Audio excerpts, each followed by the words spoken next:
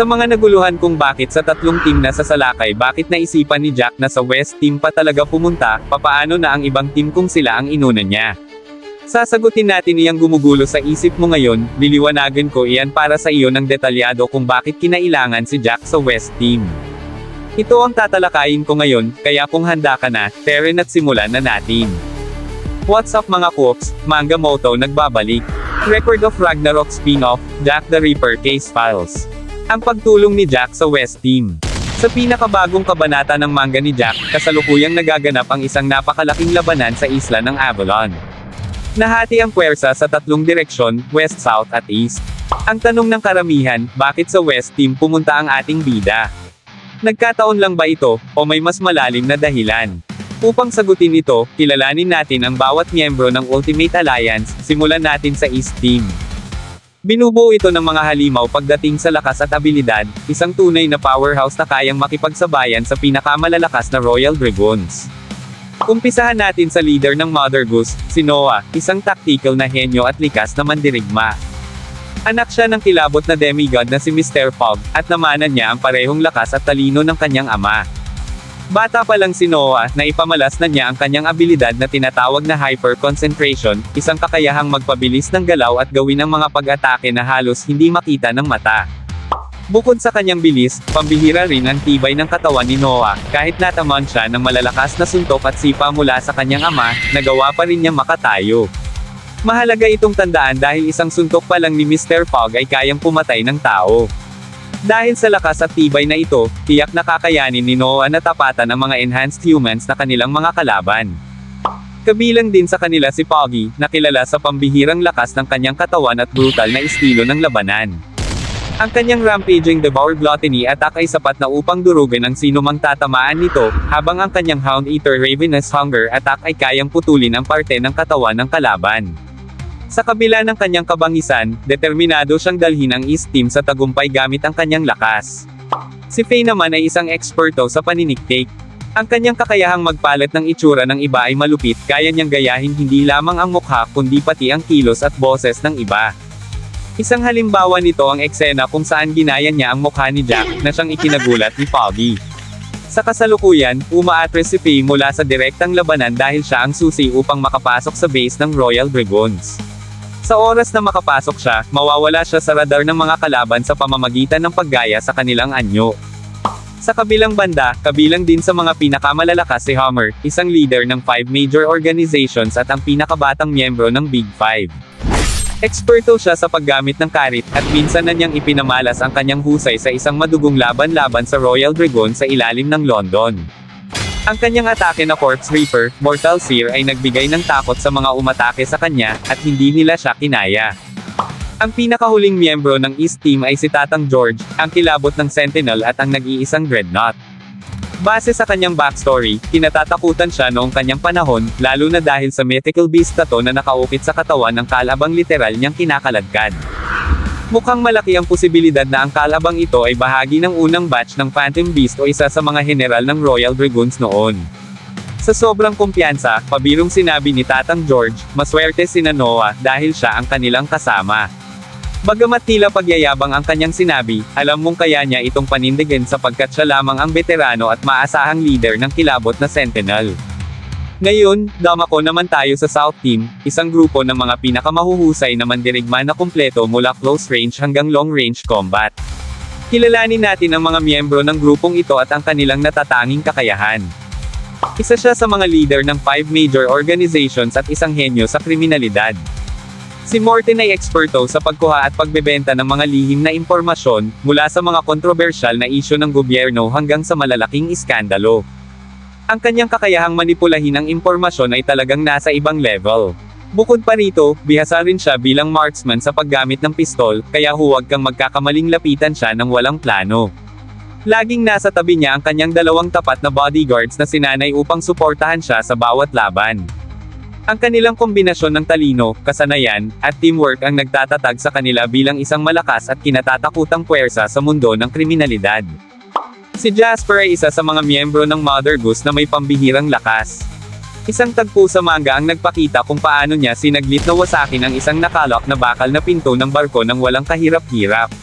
Sa ngayon, ito pa lamang ang naipapakitang kakayahan niya, ngunit malinaw na taglay niya ang lakas na magdudulot ng matinding pinsala sa mga kalaban. Si Danny ay kilala bilang isang bomb expert ng Mother Goose. Siya ang utak sa likod ng pagpapasabog at pagpapalubog ng mismong barko ng 5 major organizations noon. Bagamat mukha siyang bata, hindi dapat maliitin ang kanyang kakayahan. Sa bawat dinaanan nila, malamang nagtanim na siya ng mga bomba na magpapasabog ng malaking bahagi ng kalaban. Kung magkataon, maraming enhanced humans ang tiyak na madudurog sa isang iglap. Si Krull naman ay kilala sa kanyang napakatalas na paningin. Konting galaw lang sa paligid ay agad siyang alerto. Hindi lang ito ang kanyang lakas, isa rin siyang mahusay na sniper na handang tumodas ng sinumang kalaban kung kinakailangan. Ang kanyang pagiging mapagmatsyag ay nagbibigay ng kalamangan sa kanilang grupo sa gitna ng laban. At ang huling miyembro ng South Team ay si Monk, ang number 2 ng Mother Goose. Siya ang nagsanay at bumuo ng Mother Goose. Lahat ng miyembro ay dumaan sa kanyang mahigpit na pagsasanay, kaya hindi katakataka kung gaano kalalakas ang bawat isa sa kanila. Bagamat hindi malinaw kung bakit ibinigay ni Monk ang pamumuno kay Noah, isa lang ang tiyak, matindi rin si Monk. Sa bawat hampas ng kanyang maso, siguradong durog at patay agad ang sino mang tatamaan.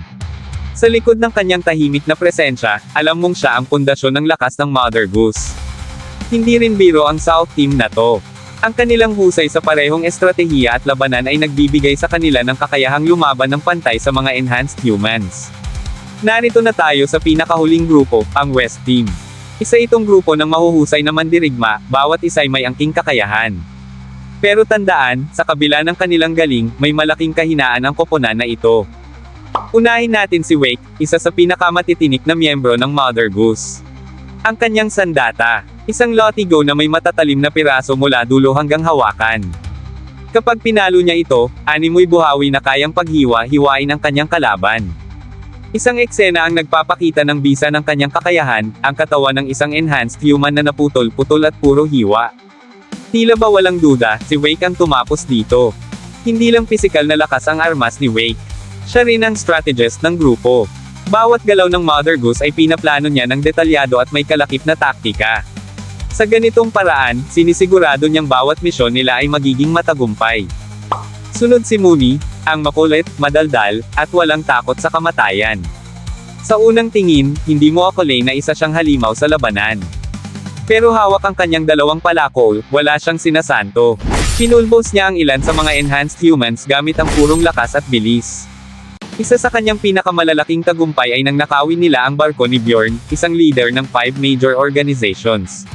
Kasama sina Monk at Krull, dinaig nila ang buong armada ng Vikings na sakay ng barko. Si Mooney ang nanguna sa pagpatay sa mga Viking, na para bang simpleng gawain lang iyon para sa kanya. Si No, bagamat hindi pangharapang mandirigma, ay may natatanging kakayahan. Ang kanyang katawan ay flexible, kayang namipis at pumasok sa mga masisikip na lugar. Minsan na niyang ginamit ang abilidad na ito upang magtago sa ilalim ng isang plataporma kung saan nakatayo si Jack. Sa paghawak niya sa paa ni Jack, nagkaroon si Noah ng pagkakataon na salakayin ito. Bagamat hindi siya epektibo sa harapang labanan, malaking tulong si No sa mga surprise attacks, isang aspeto na hindi dapat baliwalain ng kanilang kalaban. Kabilang rin sa koponan si Widow, isa sa mga sentinel na kilala sa kanyang mabilis na pag-iisip at walang pag-aalinlangan sa aksyon.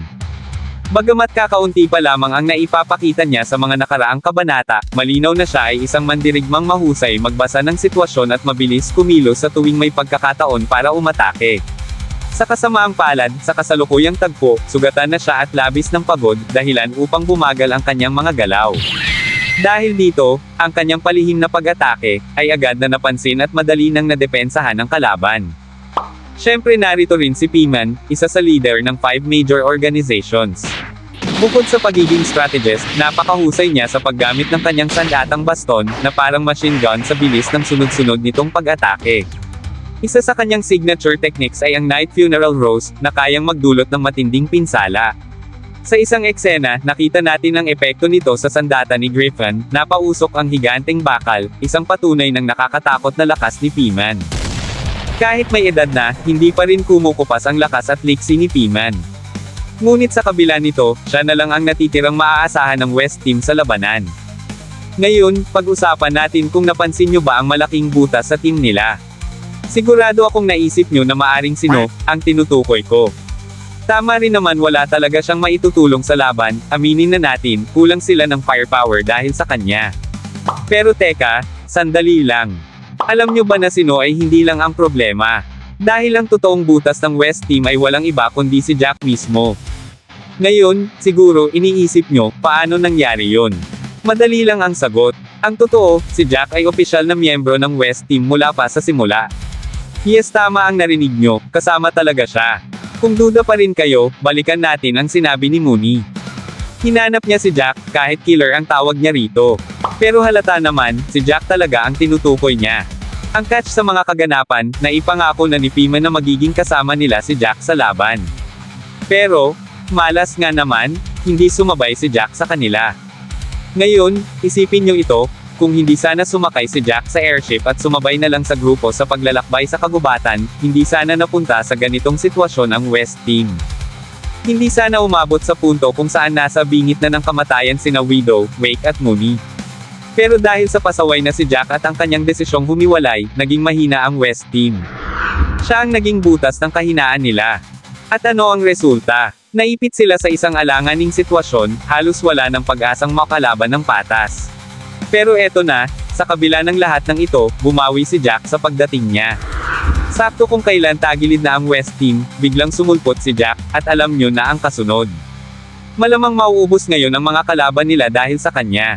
Kaya kahit nakakainis siya, hindi mo maitatanggi na sa oras ng laban, si Jack pa rin ang aasahan.